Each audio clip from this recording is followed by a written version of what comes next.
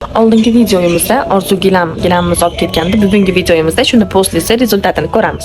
Orzu gilamdan ikkita bratdan bugun gilamlarimiz olib kelishdi. Gilamlarni yuvilgandan keyin shunaqa konfetkaga o'xshab o'rab qo'yishar ekan. Bu bo'lsa gilamlarni qayta chang yig'masligini oldini oladi. Menimcha Orzu gilamdagi hamma bratlar sehrli damlama aytishadi. Xuddi Asterix va Obelixdaqa. Kattakon konfetimizni bir marta ham dam olmasdan 4-etajga olib chiqib berishdi. Videoda ko'rib turganingizdek, bu ish unaqa oson ish emas. Aytgancha, o'sha ertakdagi zumrad mani bu jonim bo'ladilar. Qizil sandiqni ham yerto'ladan olib chiqqanlar. Albatta bu narsalarga ancha yillar bo'lib ketdi. Gilam yozilgandan keyin uni hidi butun uyimizni tutib ketdi. Bu gilamimizning oldingi holati. Bunisi bo'lsa yuvilgandan keyingi holati. Ko'rib shok bo'ldim to'g'risi. Tozaligi va mayinligiga gap bo'lishi mumkin emas. Va hidi juda ham shirin. 100% hammaga tavsiya qilaman.